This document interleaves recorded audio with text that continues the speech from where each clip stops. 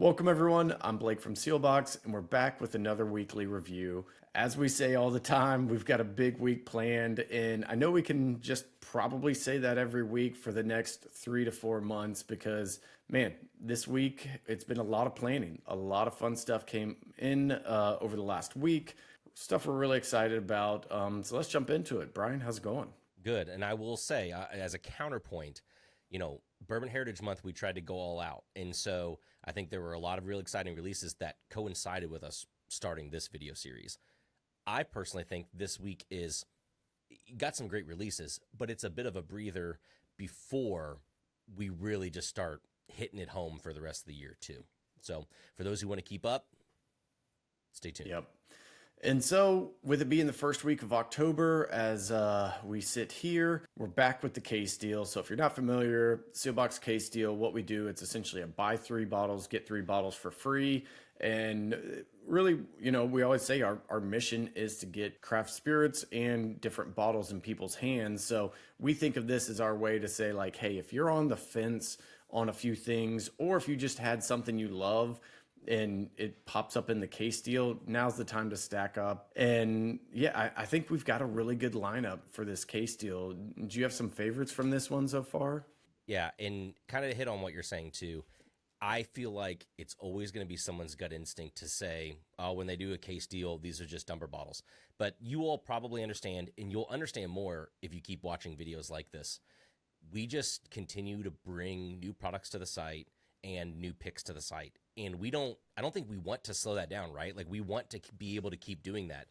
But with that, and we know that some things just get hyped up a little bit more. For some reason, people might resonate more, but we actually don't really have a good outlet to communicate to people when we're really excited about barrels. So I'd actually love it. Jump down in the comments. Let us know if you have a better way. Maybe this video series will become that for us to highlight, hey, like flag this bottle. And so throughout the year, throughout the quarter, we're constantly bringing out barrels that we think are tasty that just might not end up selling through. And so the case deal is often a great time for people to be able to come in and grab some of the bottles like that. So hitting on that, I think one that I don't have it immediately available, but Manifest Whiskey Project number 3. So this was a project that you worked at, 10 years old, right?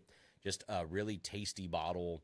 I'll let you talk about that a little bit more, but then also some of our high bank picks. I think what our issue was with that is we had 4 full barrel picks and they all came in at the same time and we released them all at the same time, and that can give a bit of shell shock to people not knowing what to grab. But I think High Bank is just killing it from some of their finished products. I've already talked about how I like their low proof drinker. Their barrel proof is another solid one just to keep going to. I love the blend of what they do going into the products. And so the picks are all fantastic, especially if you're into double oaks or double oaks, or you want to dabble with a fun Amburana finish. So there's a couple of those picks in as well. I'd have to keep going down the list. The Watersheds even, we hadn't worked with them in quite a while. These are some pretty good age statements for craft whiskey coming out of Ohio. I mean, I think there's just a lot of really good things in here that, again, they just might not catch the wave the same way other picks do. That doesn't mean they're any less good. Yeah, and I guess we should also say that, like, these aren't equal amounts of inventory on all of them. Some of them, it's like, hey, it's the last 10 bottles, it's the last 12 bottles. Probably going to go fast. But yeah, you hit one of my favorites, the Manifest Whiskey Project, the High Banks, even some of the ASW, the Georgia Heartwoods. I love those picks. And I think it was kind of a thing where it's like there were 3 barrels getting released at the same time. Just some of the bottles lasted a little bit longer than others. And so yeah, if you're on the fence, do act fast if there's one you're particularly after. But no, I think it'll be a great way just to get bottles in people's hands and to have them try them, to have them, figure out what we're talking about in our tasting notes. So I'm excited for that one. I think it's easy to just look at this as like, they're just moving a bunch of stuff out. But really we think of it as just like a tasting experience almost that you'd have in a liquor store. Obviously we can't do that being online. So this is how we get you to try new things, to try different bottles. So should be a good one. Also, though, for those folks who normally wait to the very end to be buying Christmas gifts, if you are one who likes to gift bottles to people, it's almost a no-brainer. You should probably jump in and at least look at these offerings. You're not going to be able to find a better deal. Yep. And then next up, a fun one. We're coming out of Bourbon Heritage Month, And we're going into tequila. We have our first barrel pick from Alma del Jaguar. This is, let's see, this is a 23-month aged. Actually, we both have it. Look at that. Look at us. 23 months in an ex-bourbon barrel. It's 103 proof. If you're unfamiliar with Alma, started by a guy, Macaulay Williams, who we've known for a long time. It's big in the bourbon world, moved into tequila. They have just a great product. I think the Repo is one that I always tell bourbon drinkers. I'm like, look, if you're trying to get into tequila, additive-free tequila, all these things, that's a great place to start. In this barrel, nobody knows when we recorded this, but yes, we are sampling this one a little bit and getting our tasting notes. And man, it just so much like caramel, burnt sugar on that nose, palate super fruity. What I'm gonna actually do, I'm gonna do a little side by side. So I've not tried this one yet, but what I was doing is I was sipping on the Reposado because, again, like you said, and the email will say too, you've used this Reposado as a pour to suggest to bourbon drinkers looking to get into tequila, and I can see why. Añejos, I feel like, are often easy for bourbon drinkers because they've been in a barrel for so long that it gives a lot of bourbon tendencies. But if you want to have a good middle ground for like strong agave, but then also that can be for a bourbon drinker, Repo is a good place to start. And I can see why you would say that with this one because it doesn't give too much of like the pepperiness, earthiness that a lot of times would come with some other tequilas or some sort of agaves, even though that can be a really positive quality. It's got a soft butteriness, but it's not so much that's like, been taken over by a barrel or anything. So here I go. I'm gonna pour this Anejo for the first time. And again, the biggest thing that I like about the single barrel that you mentioned too, though, something like the Repo we have is 80 proof. A lot of the tequilas or agaves we have would be kind of at those lower proofs. And I like them when you can get up a little bit higher in strength. And so here at 103, 23 months though in the barrel, you can definitely smell some of the influence. Man, it's very, very buttery, but also does bring in a little bit more of that kind of prickly, like pepper, but underneath all that kind of creamy butteriness. Yeah, for me, this one, it like does a full circle. Like the nose, I definitely get the sweeter notes, that burnt sugar note. On the palate, it turns fruity. And then on the back palate and the finish, it starts to hit some of that earthiness, some of that pepperiness, which I really like. And then it finishes in like a really nice, kind of just vanilla frosting note and kind of just comes full circle, which I think is fantastic. And that's kind of the hard part is, we are whiskey focused. And so getting the tequila drinkers in has always just been something where I get it. Like if you're super into tequila and then we send you 27 bourbon emails the next month, you're not as excited about it. So I'll give everybody a little sneak peek. We do have a sister site coming. It's going to be called NOM 170. So that's NOM 170. NOM is essentially the name for distilleries. That was the 170 is the number of active distilleries at the time. There's more than that now. And so this is going to be the first pick that will kind of showcase the tequila site. So for all the tequila fans, we did get a fun little sticker made there. I'll put it in the camera. Cool. Bug eating. I didn't realize that was going for this barrel. Yeah, so that's on this barrel, a bug eating the tequila plant, and it says nom nom nom. Just the fun of ChatGPT at times, driving kids to school and you're just sitting there sending prompts to ChatGPT. But I think the sticker came out really fun.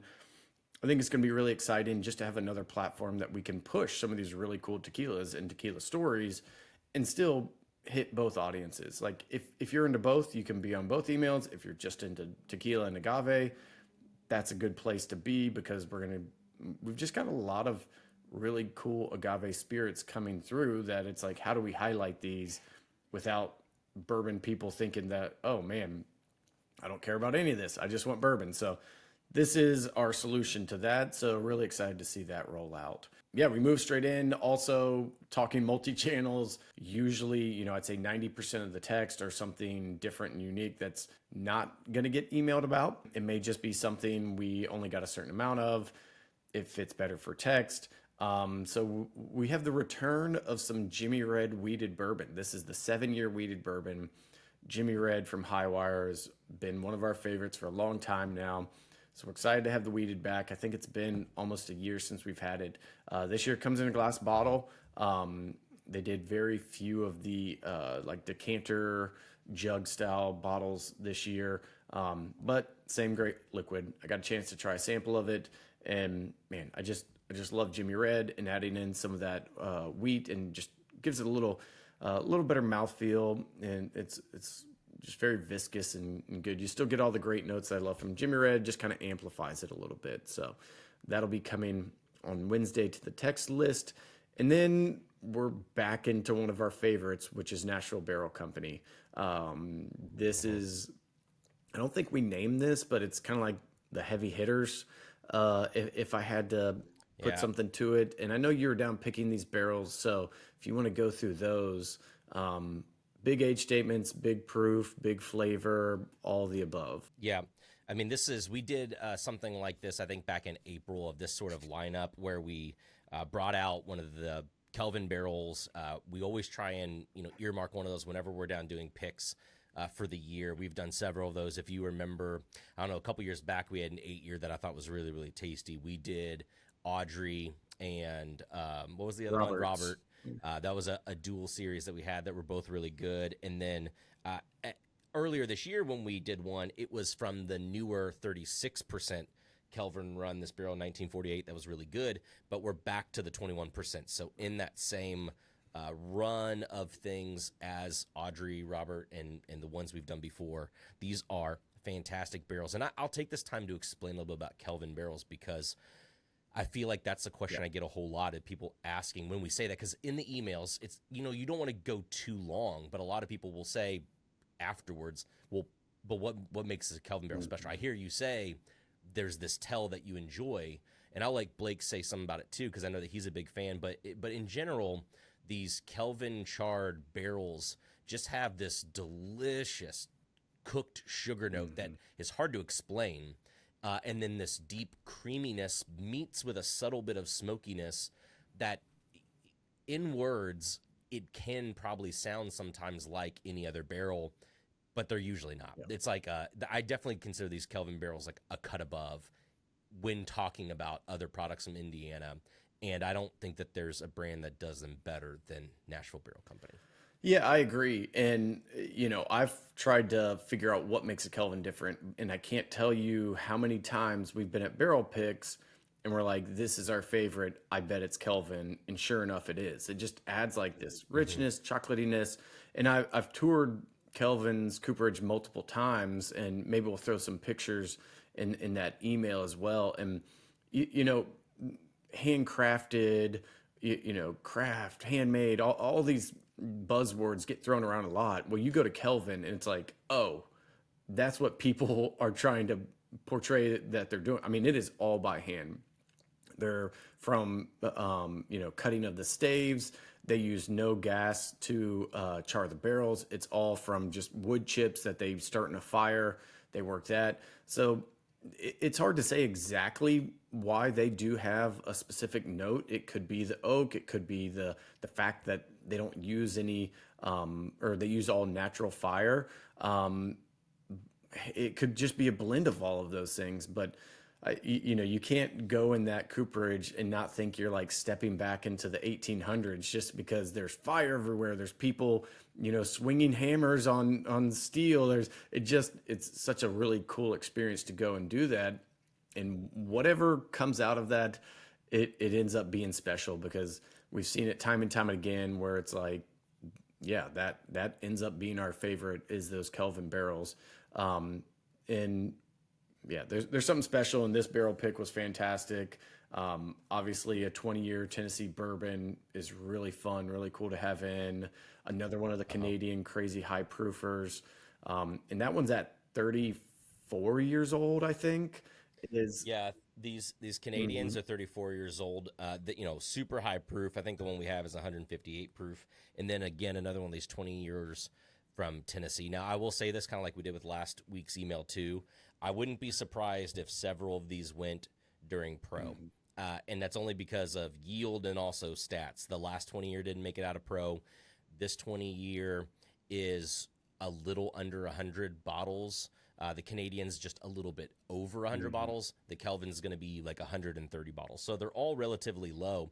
The Canadian whiskeys, I think, are super good. You might have something to say about them too. But to me, they're like more complex and a little bit more nuanced than American whiskeys are, for that kind of flavor profile. So like maybe, yeah, you might have some that have these big candy cake-like sweetnesses, but there's something more to it. And again, 34 years old is just a crazy age statement and super high proof.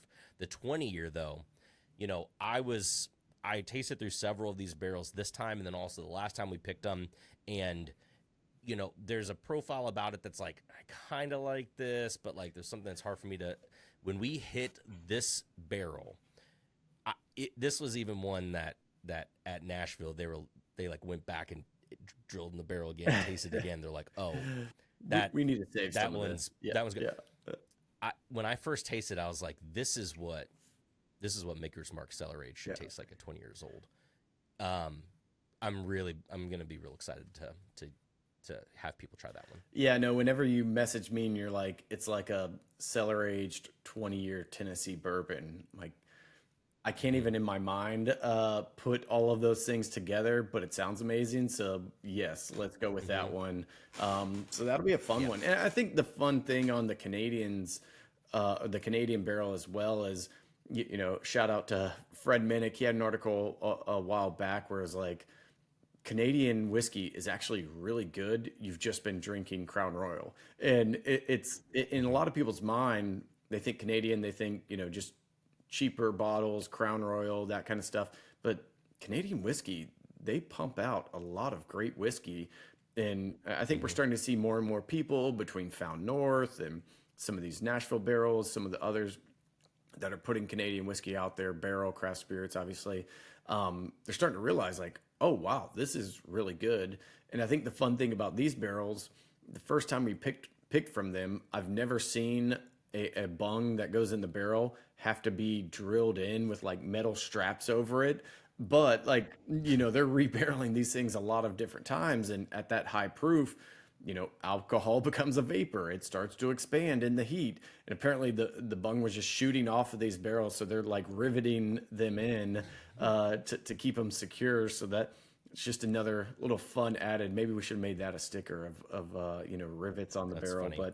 But no, just 3 more great barrels, as Brian said. Most likely some of them won't make it to the main list. It'll probably sell out in Pro just because of the limited capacity of those barrels, but should be another great one from Nashville. So I'm excited. So then we end the week on a little bit of a bang, and maybe a little bit of shooting ourselves in the foot, because as we go through releases that sell out, like, trust us, we wish we had enough to make everybody happy. It's not always the case. A fast sellout is not a win when we're talking on the back end, because we want to get these bottles to the people that want them. But Right. occasionally we have somebody come back and say, hey, we saw that you sold out. We can give you X amount more. And that's what Friday is going to be. So we have the return of the Bardstown Discovery Batch 13 and the Ferrand. So we released this early September. Discovery is a blend of, let's see, this is 9, 15, and 8-year bourbon, all Kentucky bourbon. So we've done a little bit on these before. And then the Bardstown Ferrand, so that's a collaboration with Ferrand. It's that's cognac. Yeah, cognac finished. And this is a blend of Kentucky 9-year, Kentucky 11-year, Kentucky 12-year, and then Bardstown Bourbon Company 6-year-old rye. So blend of straight whiskeys finished in cognac barrels. They flew last time. Probably will do the same this time, but hopefully for those, if you missed out, this is just another great way to get it in people's hands who want it, drink it, and enjoy it. Absolutely.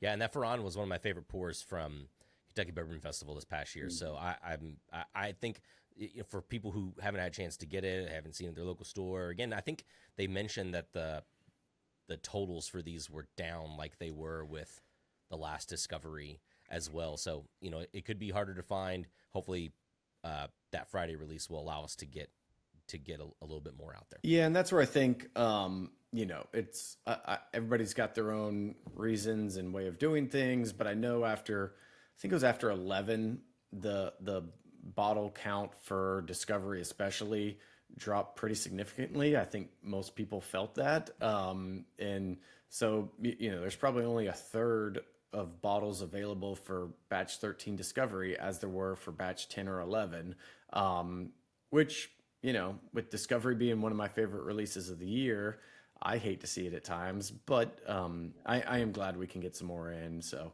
excited to highlight Bardstown Bourbon Company, another one of our favorites at Seelbach, and just get more of those bottles out there. But all in all, a big week. So if you haven't seen my shirt yet, make sure to be watching the Jaguars on Monday Night Football.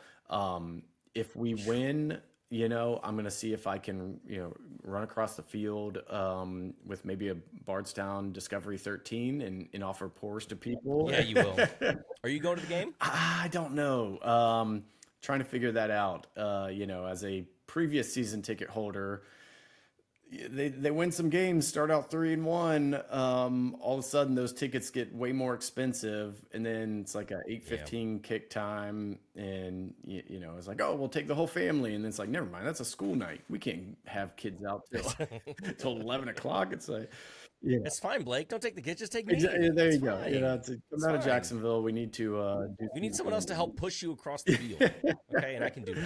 I do. I've got a good story about that at some point. It's not for a public video, but I'll keep that one off. But no, thanks for everyone. Thanks for everyone for watching. Excited for this next week in our weekly review video. It's going to be a great one. So yeah, what are you most excited about? Is it a return? Is it new product? Is it just the case deal so you can stock up? Would love to hear it in the comments. Brian, any closing thoughts? No, I will admit, going through it is actually a more stacked week. Than yeah. We kind of let in with it's a slower week. It's another big week. And then we start talking and it's like, never mind. There's nothing slow for the next 2 to 3 months. All right, everyone. Thanks for joining us. Have a good day. Cheers, everybody.